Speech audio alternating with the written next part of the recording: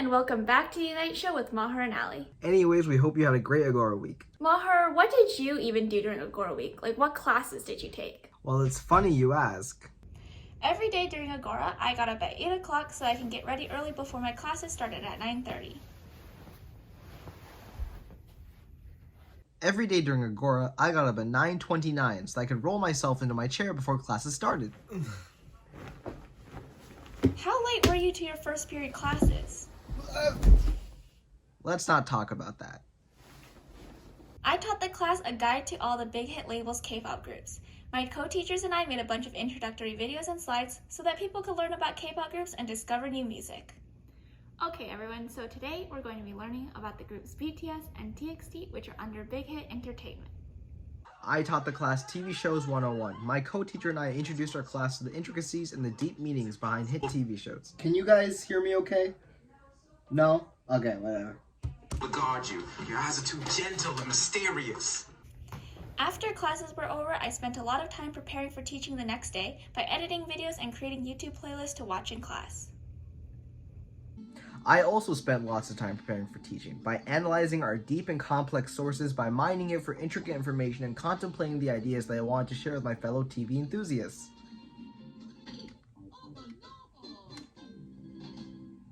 Recently, Uni had an in-person enrichment activity, an outdoor walk for the subby and freshmen. Here's some footage from that event. Gentlemen. Yes, sir. Oh, gentlemen, how is it to be back on campus with your peers? It's cold. It's cold. It's fun.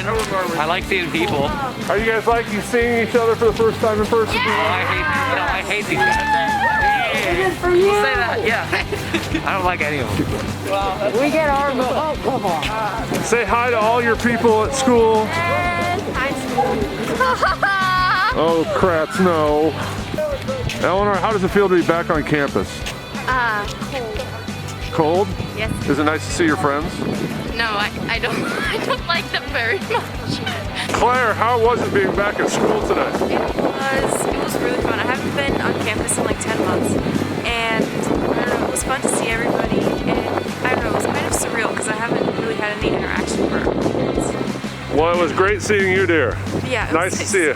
Have fun. We hope you guys keep an eye out for future enrichment activities and sign up to go to them so that you can see your classmates. Unless, of course, your classmate is Ali, in which case I would totally understand why you don't want to go. Haha, that's very funny, Maher. But more importantly, Simon will now be talking to Roshan about the upcoming theater project. The thespian show this year is called McMurder Mystery, and it's written and acted by Uni High thespians. It's about a quirky cast of characters who all attend a restaurant opening until one of the characters is murdered, and we have to figure out who did it. The show's free, so if you want to join us, it's February 26th at 7 p.m. on Zoom. You can either get the link from the Uni newsletter, or you can get it from anybody in the cast, or you can email Fing. I hope to see you all there because I think it's a great way to support your fellow Uni students and have a fun time. Thank you, Roshan. We're all looking forward to see what the Uni High Theater Department produces. Next up, senior Katie recently did an interview on WCIA about her work as a Girl Scout and her current projects. Hello there, I am Katie Powers, a current senior at Uni and a Girl Scout since kindergarten. However, this last year or two of Girl Scouts has been very different for me. For one, I was working on my Girl Scout Gold Award, which is the highest award in Girl Scouts. It's a very involved process. I started my research for this project at the end of my sophomore year, and I didn't actually finish my project until the beginning of my senior year. And so for my project, I addressed the national issue of declining STEM interest in kids, and I did that by adding a STEM center to the Homework Community Library, which has a 3D printer, STEM kits, and STEM books. And by having these different kinds of components, the idea is that kids can go there and find some resources that they would find interesting and engaging and would make them want to keep on learning about STEM. And of course, the other thing that's made Girl Scouts different this year is the pandemic. A lot of the in-person hands-on things, camping, canoeing, rock climbing, just isn't an option. However, my Girl Scout troop has still been able to meet on Zoom and just have discussions, have online speakers, and still be able to learn about important issues and skills. And I think that although, Girl Scouts isn't the same during the pandemic, we're still learning how to make the world, a better place, how to improve our communities. And I think that that's really the most important thing. Thank you, Katie, and best of luck in your upcoming project. If you are of age, please consider voting in the upcoming local elections. Local elections are just as important as the national elections, even though they're not publicized nearly as much. Next up, Simon will be talking to the newly revived Uni Chess Club to talk about an upcoming tournament that they are participating in. So the Uni High Chess Club started its first ever chess tournament with a single elimination rapid time format. We are currently in the semifinal stage of this tournament, and we would like to host a future competition during spring break. Yeah, I wanted to congratulate the semifinalists, which are Lawrence Zhao, Savindi Devmal, Andy Brown, and then me. I'm a baller. Yeah, so the future tournament seems to be will be held for all ages, so we'd like everyone to join if possible. Yep, we're gonna host it over spring break because we know people have a lot of time. Hopefully we can get like 50 people in it. That'd be awesome. Everyone who's played chess. We got 27 participants in this one, which is a bunch of fun, and we've been hosting it through Agora Days with a round each day or every other day. Yeah, the one over spring break should be double elimination, so it should take a bit longer, but be a bit more fair. Yeah, and it's been a bunch of fun. We've had really good turnout and some really awesome games. Thank you, and we encourage you to join the chess club if you are at all interested in playing. Now, we're going to learn about the uni teachers who recently had the opportunity to get their first COVID-19 vaccination. So my story to get the vaccine was like probably a lot of other teachers. I received the email from the university saying that in-person teachers at uni and coaches are available to get it. So I went to the Sign Up Genius site, which was locked up for about 30 minutes, but finally got through and signed up for an appointment. We live in a different county, and so I called our local health department one day to just kind of say, hey, am I supposed to be looking in Champaign County where I work or in the county that I live in order to figure out where I was supposed to go to get my vaccine? Left a message, and they called back the next day and said, hey, we have some appointments next week. Would you like to come in? And I said, yes. So my husband and I both headed into the local health department. We got our first round of the vaccine on January 19th. When I was there, Governor Pritzker and a clutch of reporters and local politicians were touring the facility, and so that was kind of interesting. I was feeling pretty low energy for maybe 3 days in a row after I got the shot, but it's totally worth it. A couple weeks ago, I went to the iHotel and got my first dose of the Moderna vaccine. It was very exciting. I felt actually giddy with anticipation waiting in line, and when I got into the big room where people were administering the vaccine and volunteers were coordinating things, I felt like I was part of something big and important and exciting, and I felt very grateful and a little bit in awe of the fact that this vaccine has come together so quickly and that we're actually getting to be part of the rollout. So I saw Dr. O'Brien there waiting to get her vaccine. I sat near Ms. Walden in the area where we waited 15 minutes afterward, and on my way out to the car I saw Ms. Schepline and Mr. Leff, so that was kind of fun too. When I got there, everything was extremely smooth. It felt like taking part in a historic event, right? This big convention room with dozens of tables everywhere and people getting vaccinated all around me. The nurse was really helpful and explained all possible side effects. I didn't feel a thing with a needle going in and out, much like getting a typical flu vaccine shot.